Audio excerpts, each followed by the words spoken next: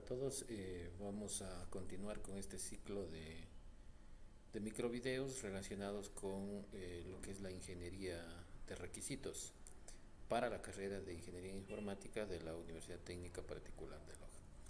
Bueno, el tema que vamos a analizar y vamos a hablar un poco es relacionado con la actividad de análisis de requisitos en el proceso de especificación. ¿Sí? Previamente pues se tiene la etapa de licitación o obtención y luego tenemos pues el análisis con toda la información que se ha logrado recopilar, pues podemos hacer el respectivo análisis a través de los modelos de requisitos. Bueno, es importante esta actividad en el proceso de especificación, dado que nos permite en cierta medida la información que ha sido recopilada por parte de los interesados, validarlos, ¿sí? De tal manera que en este proceso, al diseñar algunos modelos de requisitos, se puedan encontrar ciertos errores que obviamente pues se pudieron haber dado, ¿no? Algunas omisiones asimismo en los requisitos y algunas que otras deficiencias que en su momento pues pudieron haber ocurrido, ¿no? Entonces, con la información que se dispone, en sí el análisis de requisitos consiste en tener algo más detallado, ¿sí? Entonces, los modelos que se pueden utilizar para el análisis nos permiten efectivamente hacer eso, ¿no? O sea, definir cada una de las necesidades de los clientes a un nivel de detalle mucho más alto, ¿no? Hay la posibilidad también de construir prototipos, dado que ya se dispone de la información apropiada y por lo tanto una estrategia importante que se puede utilizar para ir validando, ir encontrando deficiencias u omisiones, pues son también los prototipos, ¿no? Conforme se va teniendo información, se puede ver y se tiene una idea más clara de lo que se quiere con el proyecto de software. Por lo tanto, es posible determinar cierta viabilidad del proyecto y lógicamente pues ver las posibilidades de qué es lo que primero se tiene que desarrollar. Entonces, claro, habrán algunos requerimientos que requieran ser desarrollados con mayor prioridad, entonces se puede ya ir analizando las diferentes posibilidades pues, e ir viendo también qué es importante para poder ir desarrollando. El objetivo en general del análisis de requisitos consiste en tener el suficiente detalle para que diferentes actores o involucrados puedan tener claro por dónde va el proyecto, ¿sí? Como es el caso de los gerentes, como es el caso de los patrocinadores, de los mismos interesados, del personal técnico, o sea, del equipo de desarrollo por un lado y de los interesados por otro lado, ¿sí? Entonces, esto va a permitir en cierta medida poder continuar con etapas importantes en el desarrollo del proyecto de desarrollo de software, como es con el diseño, con la construcción y obviamente con las pruebas, ¿no? Eh, ¿Dónde nosotros podemos ver el resultado de este análisis? Es en los modelos que se hayan desarrollado para el caso, ¿no? Por allí, por ejemplo, tenemos modelos basados en casos de uso, modelos basados en prototipos, ya depende de lo que se haya establecido desarrollar. En sí, los requisitos básicamente representan necesidades de los usuarios, ¿no? Y una estrategia importante es no solamente plasmarlos en un formato texto, ¿sí? Evidentemente que se tiene que documentar y la mayoría de las veces lo que se utiliza son plantillas para hacer las documentaciones. Pero no está por demás utilizar ciertas representaciones visuales a través de diagramas que nos permitan tener una idea más clara de cada uno de los procesos, cada una de las necesidades que se han ido determinando. Entonces, una buena estrategia es, por un lado, tener una documentación debidamente estructurada utilizando un lenguaje natural y acompañado con estos modelos visuales a través de los diagramas. Ya. Necesariamente cada uno de estos modelos tienen que ser lo suficientemente claros. La idea es tener una visión más clara, más concreta y por lo tanto tienen que tener estos atributos, ¿no? Para que obviamente se pueda entender por los diferentes participantes del proyecto y evidentemente continuar con el proceso. ¿Quién es el responsable de esta actividad importante en el proceso de especificación de requisitos? Pues es el analista. Es el responsable directo, es el que está encargado de realizar las diferentes actividades. Así como previamente se determinó ciertas estrategias para poder hacer el levantamiento de información, asimismo esa información tiene que ser debidamente organizada a través de estos modelos. Y el responsable directo de todo esto es el analista. Comúnmente se lo denomina el analista de negocio, pero en los diferentes proyectos pues van asumiendo diferentes nombres, ¿no? Pero en definitiva el responsable directo es este, ¿no? Es este rol, ¿no? Que no necesariamente actúa solo, involucra a diferentes actores, ¿sí? Eh, en una presentación anterior se habló sobre los diferentes tipos de interesados y ahí veíamos de que estos se pueden clasificar en usuarios o en clientes y que evidentemente estos son los que aportan precisamente a este proceso de análisis. Estos modelos, cuando ya han sido definidos o la utilidad de estos, permiten la comunicación entre lo que es el personal técnico y obviamente las personas que son que administran la organización, o sea, los empresarios, ¿sí? Estos modelos, una vez que son debidamente detallados y son analizados por los diferentes entes, también nos permite, como lo dijimos anteriormente, descubrir ciertos requisitos que a lo mejor se omitieron, ¿no? Ciertas definiciones que a lo mejor no eran las correctas y que obviamente los modelos nos van a permitir tener una idea más clara y hacer las correcciones necesarias, ¿no? Estos modelos no actúan solos. Por ejemplo, al inicio nosotros podemos utilizar un diagrama de contexto para determinar la relación del sistema con respecto a otros sistemas con los cuales va a estar relacionado, ¿sí? Pero puede ser de que en determinado momento, cuando definamos concretamente los procesos, se necesite identificar cuáles eran esas entidades y qué información va a intercambiar el sistema que estoy construyendo con los otros sistemas. Entonces, en una primera instancia, un diagrama de contexto me permite tener una idea general de esto. Pero luego, cuando elaboro, por ejemplo, mapas de procesos, puedo ir definiendo ya concretamente cuáles son los actores que se involucran en el proceso y la información que fluye entre cada uno de ellos. Evidentemente, más al detalle, ¿sí? Bien. En cuanto a lo que es el análisis de requisitos, concretamente existen 4 actividades fundamentales que son importantes y que me determinan precisamente este proceso de análisis. Inicialmente se tienen que analizar a través de estos modelos todo lo que tiene que ver con el modelo de negocio. Esto me va a permitir redefinir el alcance del proyecto. En cierta medida, pues con la información previa que se obtuvo, cuando se hace un visionamiento ya se tiene un alcance del proyecto.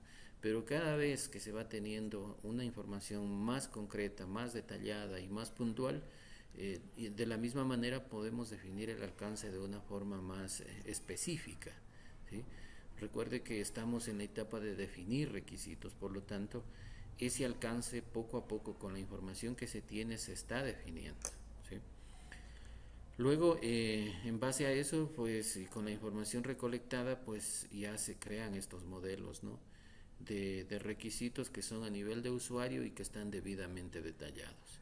Y con esto, pues básicamente nosotros ya podríamos hacer una priorización y ver qué es lo que primero tiene que desarrollarse y qué es lo que sí se podría aplazar.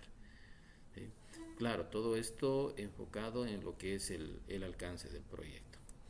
En sí, entonces, estas actividades, pues en cuanto al modelo de negocio, pues eh, depende de la magnitud del proyecto. ¿Sí? Para proyectos complejos, para proyectos grandes, donde existen diversidad de procesos y las actividades que están asociadas involucran un sinnúmero de elementos, restricciones, reglas y todo eso, es fundamental el modelado de negocio. ¿Sí? Eh, en lo que tiene que ver al alcance, los modelos son fundamentales. Como decía hace un momento, un diagrama de contexto ayuda mucho al inicio, ¿sí? Pero luego yo tengo que determinar cuál va a ser la forma, cómo se va a intercambiar esa información. Si yo estoy construyendo, por ejemplo, un sistema para nómina, por ejemplo, y detrás de eso o alrededor a esto existen otros sistemas dentro de la organización, pues yo tengo que ir a ver al detalle cómo van a interactuar la información estos dos sistemas. En algún momento puede ser que mi sistema que voy a construir necesita de la información de los otros sistemas, o en determinados momentos puede ser que yo o mi sistema que estoy construyendo tiene que enviar información a esos otros sistemas. Entonces, aquí la interfaz, la relación que existe entre eso, pues tendrá que definirse, dado que en los otros sistemas no podemos ir a cambiar cosas o a ir a manipular, ¿no? O sea, se tienen que establecer mecanismos de tal manera que pueda existir la relación entre estos sistemas, ¿no?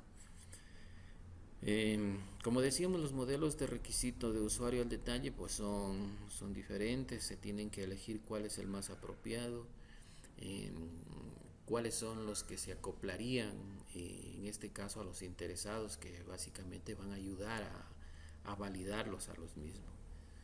Eh, de la misma manera, pues se tiene que tener un dominio y un control de la información para que a través de estos modelos pues se pueda expresar lo que realmente se está queriendo desarrollar, ¿no? Eh, bueno, como decía, el alcance es importante en estos modelos, nos permiten hacer todas estas actividades. En cuanto a lo que es la priorización, en cierta medida pues depende mucho ya del patrocinador, depende de la necesidad de la organización. Si estamos hablando, por ejemplo, de un sistema de gestión académica, eh, lo primordial allí sería, por ejemplo, el tema de matrículas, que es por donde se empieza, ¿no? El tema de registro de notas viene luego. Entonces, si nos piden priorizar requisitos, pues habría que revisar primeramente cuáles están relacionados con la parte de matrícula, y en función de eso sí ya ir analizando la forma como se van a ir, bueno, primero diseñando, luego implementando y poniendo en producción, ¿no? Estas actividades forman parte de un ciclo, ¿no? Especialmente el paso 3 y 4 son los que cada vez habrá que ir revisando y haciendo los ajustes apropiados de acuerdo a las correcciones, omisiones o cambios que se tengan que hacer hasta que se definan de forma apropiada. Normalmente los requisitos, bueno, los modelos de requisitos visuales, digamos, se resumen en el listado que se indica, ¿no? A través de diagramas de flujos de datos, que obviamente, pues, por ejemplo, el diagrama de contexto no es más que un diagrama de flujo de datos en un nivel cero, ¿no? Y de allí, obviamente, si se quiere hacer una explotación de la información, ir, por ejemplo, identificando procesos a un primer nivel, pues se puede ir haciendo eso, ¿no? Están los diagramas de procesos que básicamente nos permiten ir identificando las actividades de cada uno de los procesos que se vayan determinando. Están los diagramas de estado o tablas de estado, están los mapas de diálogo, tablas de decisión y árboles de decisión, las tablas evento-respuesta, árboles de características, especialmente para el análisis de la problemática. Están en una primera instancia los diagramas de casos de uso. Aquí hay que tener un poco de cuidado cuando se definen diagramas de casos de uso, ¿sí? Estos tienen un origen, o sea, de dónde aparecen cada uno de estos escenarios, ¿sí? Entonces, inicialmente se podría partir de definir un diagrama de casos de uso y luego sí, cuando ya hemos hecho un proceso de validación, determinar ya casos de uso a nivel de detalle. Bien, están asimismo los diagramas de actividad, ya con información más concreta, los diagramas entidad-relación, cuando ya tenemos ya prácticamente definidos los requisitos y que básicamente lo que se tiene ya es una estructura física en la cual ya se podría ir incluso pensando en diseñar la aplicación. Bueno, aquí tenemos un ejemplo, esto está en la guía didáctica de un mapa de procesos. Lo importante en un mapa de procesos es definir concretamente cuáles son las actividades que tienen que ver con determinado proceso, ¿sí? Inicialmente pues se tenía de que el sistema va a cumplir con ciertas funciones. Lo importante es ahí determinar cuáles son los procesos que intervienen en cada una de estas funcionalidades. Y luego sí, a través de este modelo, pues podríamos ir definiendo cada una de las actividades. Como se puede ver, aquí lo fundamental es las actividades, cómo se dan cada una de estas actividades y quiénes son los responsables, ¿sí?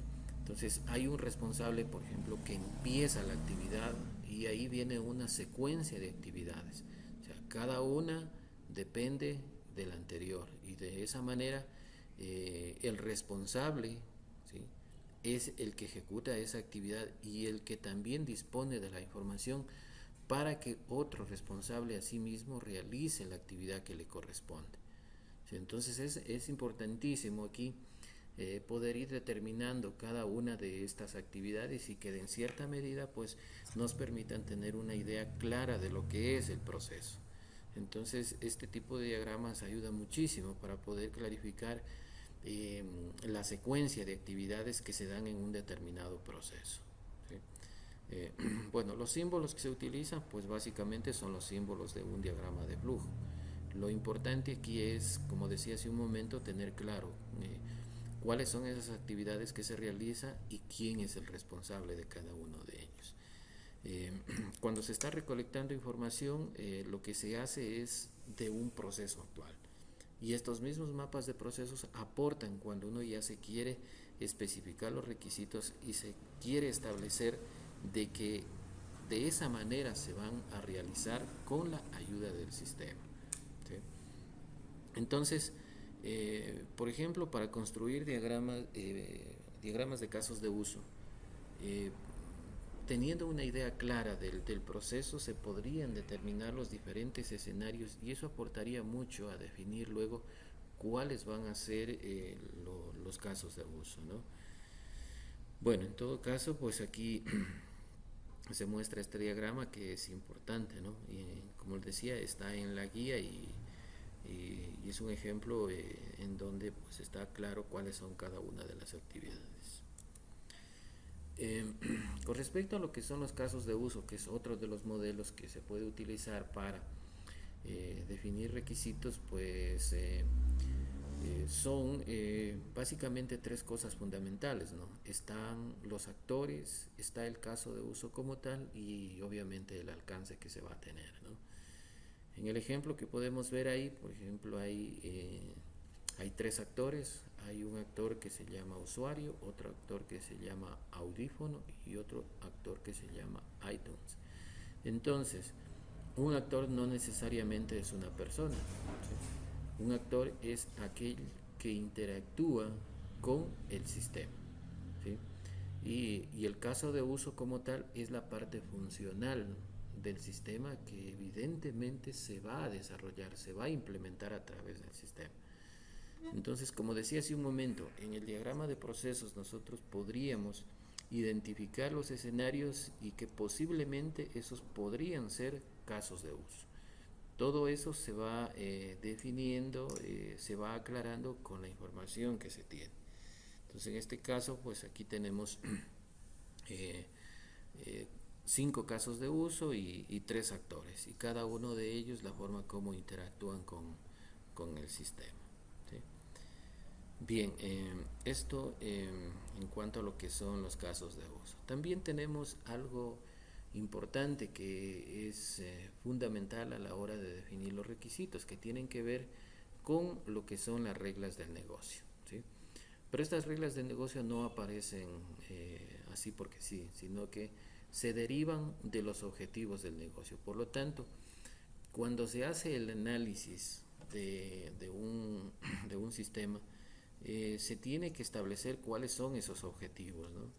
Esos objetivos se derivan en ciertas políticas y evidentemente esas políticas son las que nos permiten determinar cuáles son las reglas del negocio y que básicamente están atadas a lo que son los requisitos y que me ayudan a determinar ciertas restricciones y bajo las condiciones sobre las cuales se tienen que desarrollar las funcionalidades del sistema. Ahí tenemos un ejemplo claro, bueno, desde la guía igual. Por ejemplo, tenemos un objetivo de negocio, esto podría ser del departamento de ventas o el departamento de marketing, a lo mejor, ¿sí? El objetivo del negocio dice incrementar las ventas en un 25%. Entonces vamos a suponer que el objetivo del negocio ha sido de este departamento para este año incrementar las ventas en un 25%. Entonces, ¿cuáles son las políticas que se van a establecer para poder cumplir con ese objetivo? ¿Sí? Entonces vamos a suponer que se ha definido en la organización, dice ofrecer descuentos a clientes leales, o sea, son a clientes comunes, ¿no? que tiene la organización. Entonces, claro, ahí todo esto va a depender de la organización, de la empresa, bueno, de primero establecerle el objetivo y la política. O sea, no es que nosotros como parte del sistema vamos a imponer estos objetivos o estas políticas. No, no, eso es lo que se determina en la organización. Entonces, ¿cuál es el tema nuestro con respecto al sistema? Tiene que ver con la regla del negocio. En este caso, ¿sí? Tendríamos que identificar cuáles son los clientes leales. ¿Sí?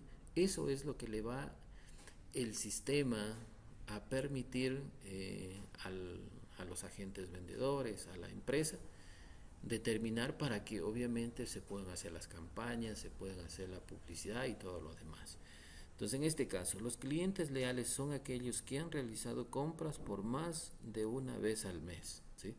Entonces, bajo esta definición, el sistema que yo voy a construir tiene que tener las funcionalidades necesarias para poder identificar este tipo de clientes, ¿no?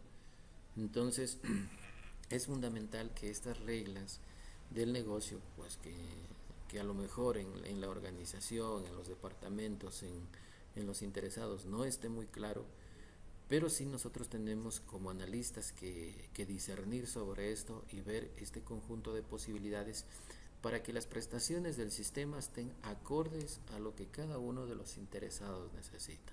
¿Sí? Entonces también es un elemento fundamental esto del tema de las reglas del negocio, pues que aportan, ¿no? Aportan a los requisitos. ¿Sí? Bien, entonces eso es lo que quería comentar con respecto a esta parte de análisis, algo bastante general. Hay cuestiones muy particulares en cuanto a lo que son los modelos, eh, especialmente a lo que son los modelos de casos de uso, a los mapas de procesos, que aportan mucho. Y estas últimas reglas del negocio que son fundamentales a la hora de especificar los requisitos. Bueno, una vez más, gracias por la atención, pues y en una próxima interacción pues estaremos aclarando algunos otros temas que son también asimismo de interés. Gracias a todos.